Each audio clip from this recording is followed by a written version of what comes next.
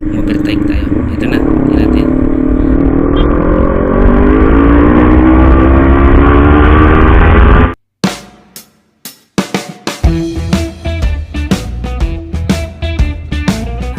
Ito pala yung nakakabit sa kanya, Bilin R11. So yan ang papalitan ko. Sound check.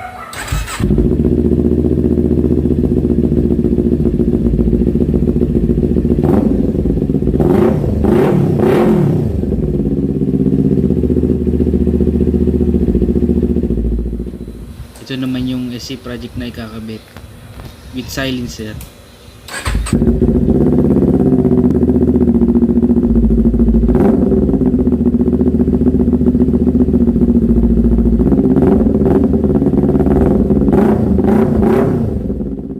So yan yung pag-install ng SC project, yung middle pipe nya, kabila lang slip on lang yan.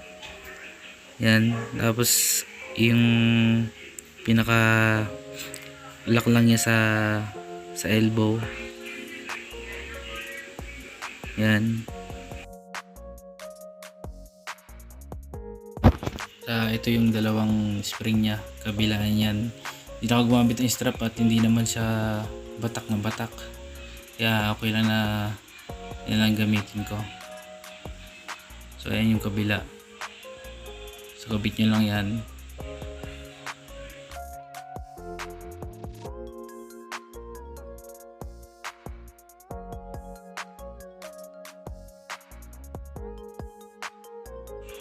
Tapos yan, higpitan nyo lang yung dito sa middle pipe nya, sa elbow. Higpitan nyo lang ng maigi. Huwag lang sobrang higpit.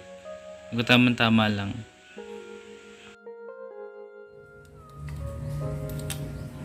Tapos dito naman yung pinaka ano nya, sa bracket nya, clamp. So yan, ipasok na yun dyan.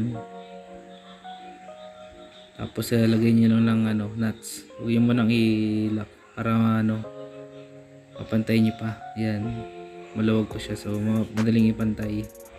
Pagka nila kasi hindi na mahirap ng iyan. Kaya pantay nyo muna, saka nyo na ihigpitan pagka pantay na siya. Ayan, so tama higpit lang din, huwag masyado para hindi matanggal.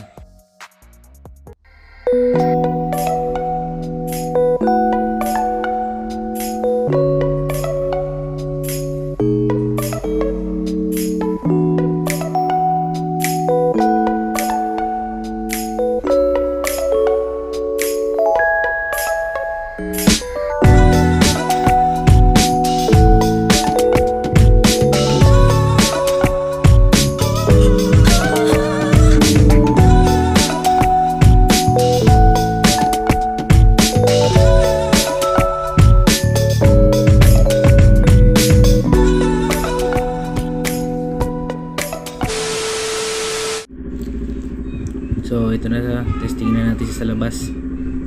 Ito yung tunog niya kapag all start. So tara, lalabas muna tayo sa labas para mahataw natin kahit pa paano. Dito kasi hindi natin maano yan dahil may isi ang mga daan dito tsaka looban. Pagka nandun na tayo sa labas, pasensya na nga pala yung hindi ko napansin yung camera ko, matutok masyado sa baba, dito lang kita yung pinakadaan niya. So yun, doon na lang tayo sa labas.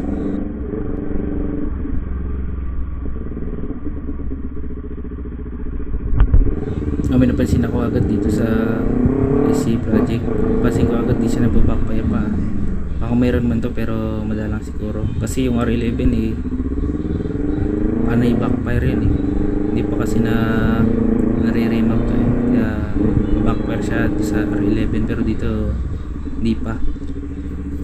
So yun ang una ko na sa kanya, tsaka mas base sound siya lalo na dito sa lugar namin ganyan mga iskinita dahil nga pag kulob mas malakas siya, mas base sound siya kaysa dun sa R11.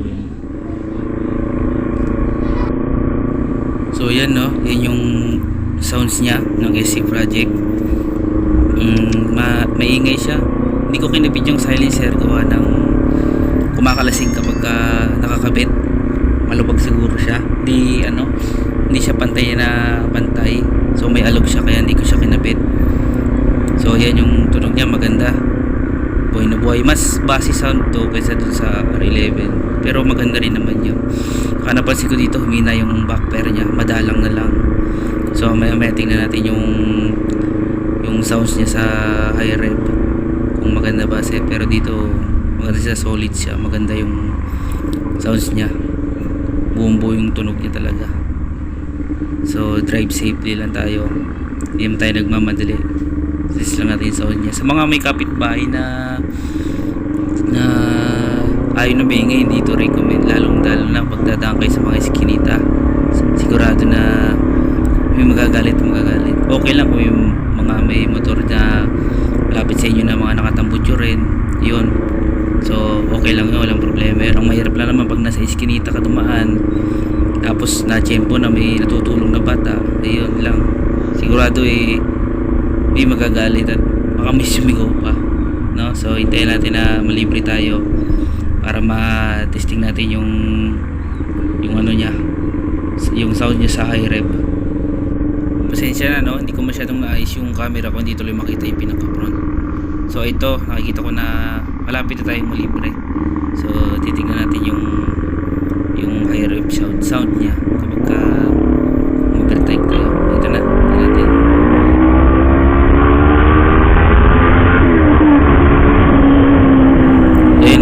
Rinig naman, maganda siya.